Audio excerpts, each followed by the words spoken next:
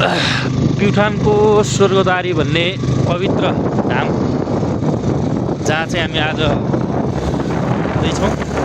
यहाँको सौन्दर्य चाहिँ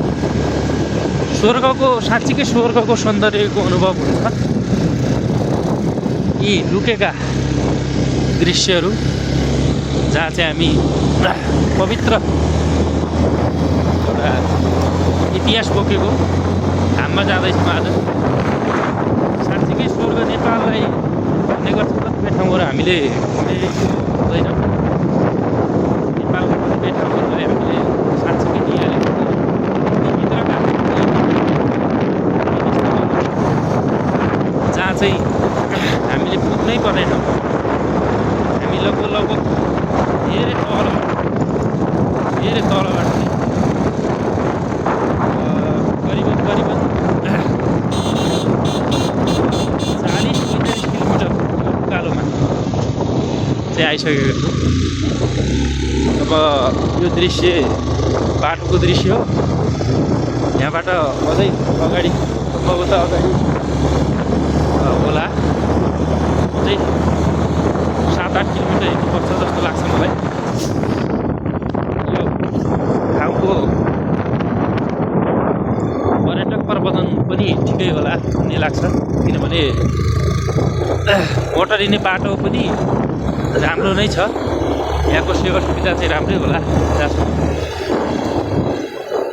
यहाँको स्थानीय सरकार, त्यसै गरी प्रदेश सरकार, हिमाल साँच्चीकै खुसी लाग्यो आज।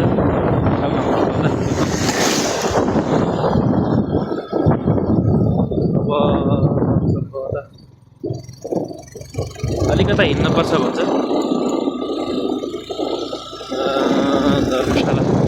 धर्मशाला पनि रहेछ। यस्तो छ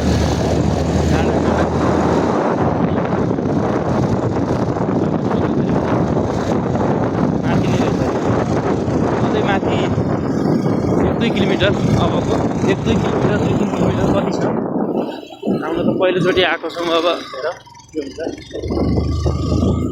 साँच्चीकै स्वर्गको अनुभव हुने नेपालका धेरै यस्ता तीर्थस्थल छन् जहाँ चाहिँ हामीले घुमेका हुँदैनौँ। यो मलाई लाग्छ सबै ठाउँ चाहिँ हामीले नेपालको जति पर्यटक स्थल छन्, धर्मस्थलहरू छन्, धार्मिक स्थलहरू छन्, यिनीहरूलाई चाहिँ सबैलाई एकचोटि हुनै पर्ने र देख्नै पर्ने हुन्छ। यस्तो सुन्दर रमणीय ठाउँ स्वर्गद्वारी प्युठान जिल्लामा अवस्थित स्वर्गद्वारी ठाउँमा आज हामी घुम्न जाँदैछौँ। विभिन्न देशबाट आउने गर्ने कुरा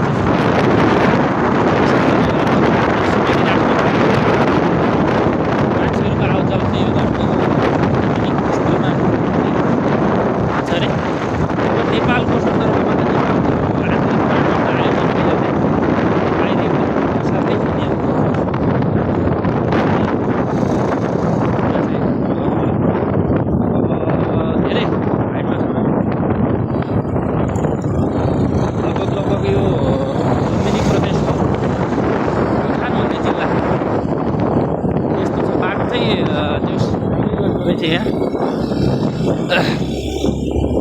धन्यवाद यो प्रदेश सरकार, त्यसै गरी यहाँका जनप्रतिनिधिहरूलाई यो बाटो बनाइदिएकोमा।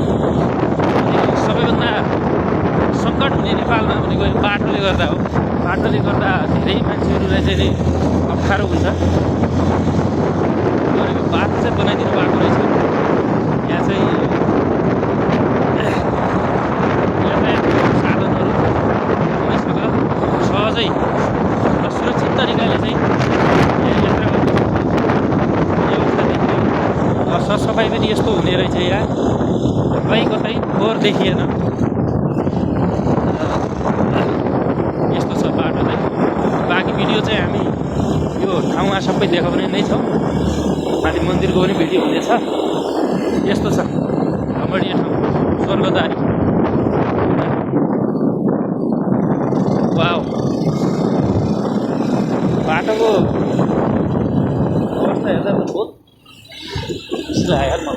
उकालो रहेछ,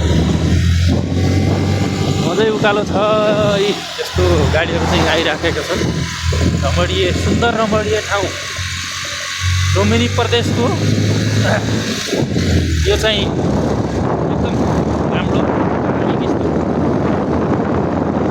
जिल्लामा अवस्थित स्वर्गदारी। हामी लगभग बिहान तपाईँको 7 बजेको यात्रा हाम्रो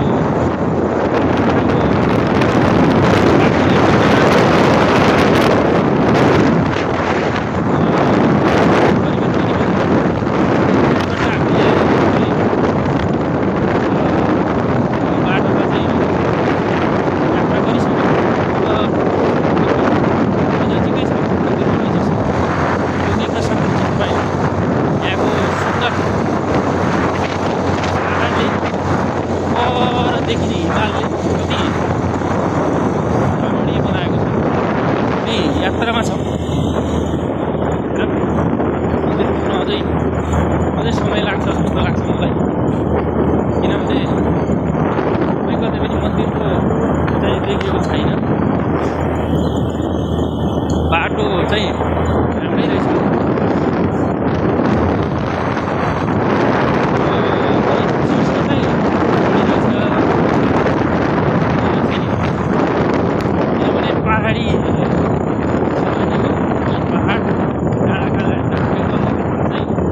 पछिबाट लाग्ने बेलुका चाहिँ अलि छिटै घाम डुब्ने यो भौगोलिक परिवेशले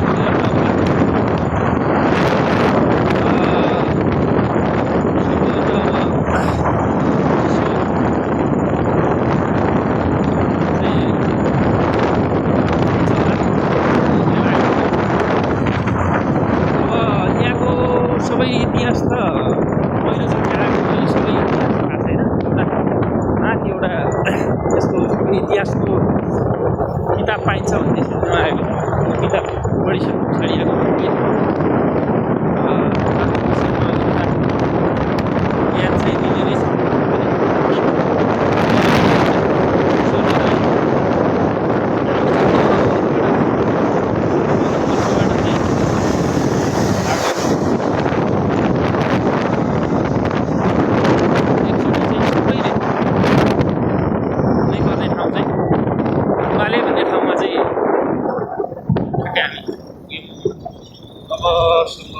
पर्यटकको लागि स्वर्गदारी दर्शक पहिला यहाँ चाहिँ सायद पोल्ट्री फार्म होला मेरो विचारमा चाहिँ। आउने पर्यटकहरूलाई सुविधा चाहिँ धेरै कुराको छ भन्ने आएको छ। वाउ, कस्तो डेन्जर गाउँ छ त यहाँ।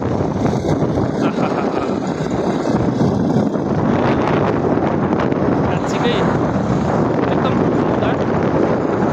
स्वर्गको अनुभूति हुने। हामी स्वर्गदारीमा छौँ। यहाँको गाउँ बस्ती सबै भिडियो चाहिँ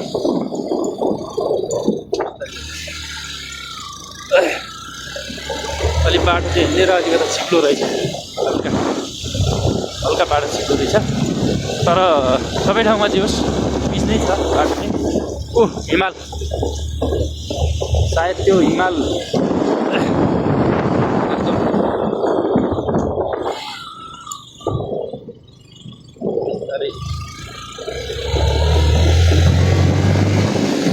हामी 1 किलोमिटर छ। अलिकता यसको यात्रा हामी अझै 2 किलोमिटर पार गर्नुपर्ने देखियो। उतो गाउँ पनि देखियो, कताको गाउँ हो खासै त्यति आएको हुनाले त्यति। हिमालसम्म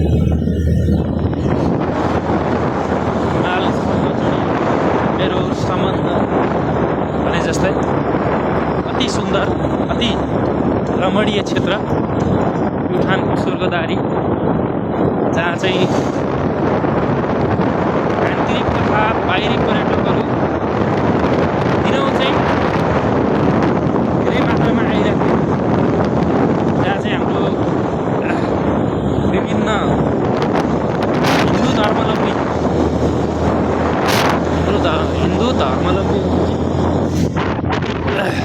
अत्याधिक श्राप हुने ठाउँ अब विशेष गरेर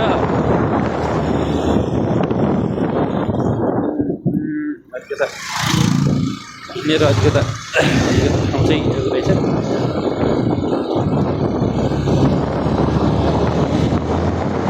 हिमाल पारीको हिमालमा चाहिँ हिउँ परिसकेको छ सायद हिमालको हिउँले पनि गर्दा हुन्छ होइन यस्तो बेला पाखा अहिले चाहिँ मान्छे त्योबाट आएको हामी तलबाट साँच्चीकै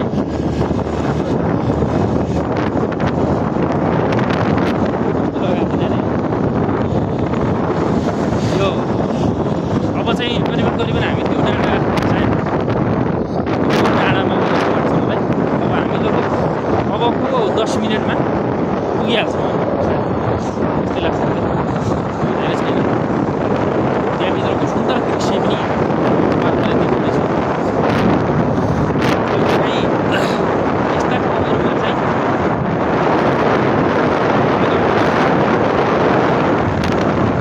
यो शारीरिक मात्रै होइन मानसिक चाहिँ उपचारको लागि मानिसहरू यथावत राख्नुपर्छ एकचोटि आउनुपर्छ जस्तो लाग्छ किनभने धार्मिक स्थल आफैमा एउटा परम्परागत चलन नभएर एउटा अहिले आधुनिक उपचारको पनि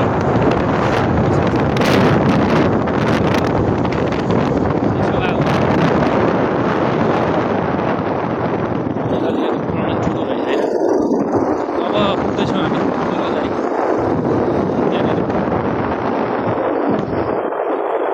यातायातको लागि चाहिँ आउने यात्रामा आउने विभिन्न यात्रुहरूलाई चाहिँ पर्यटकहरूलाई आन्तरिक अथवा बाहिरी पर्यटकहरूलाई त्यति असल चाहिँ रहन्छ सहज नै रहेछ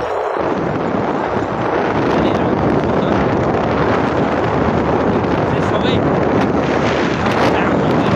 व्यक्तिगत सबैले एउटामा चाहिँ बस्नुपर्छ अलि चिसो चाहिँ नि चिसो छैन धेरै नै छैन पाहाडको क्षेत्र भएर हुनाले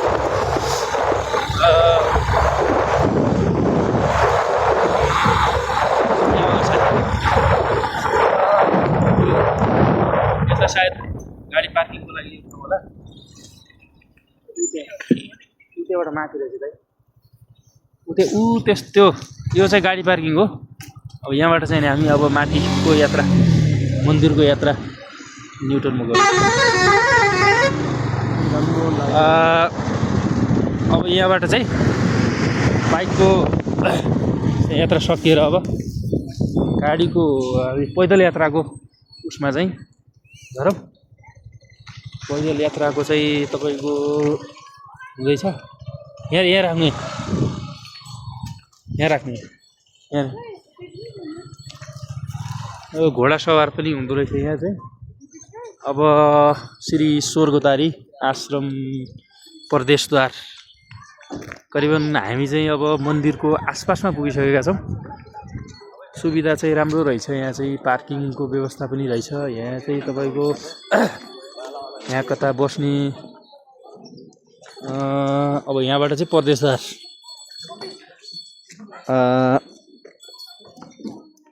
श्री स्वर्गद्वार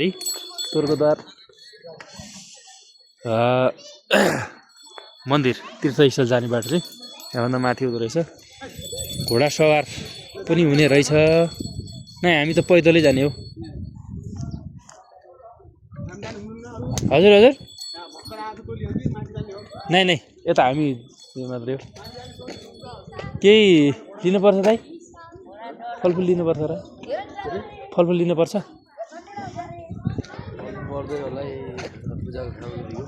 पूजा खानु भएको त कहाँ राख्नु मिल्छ कहाँ बाइकमा राख्न मिल्छ भने लिएन चिट केही काट्छन् के गर्छन् त्यहाँ काट्दैनन् हेलमेट लिएर जाउँ नि त नभए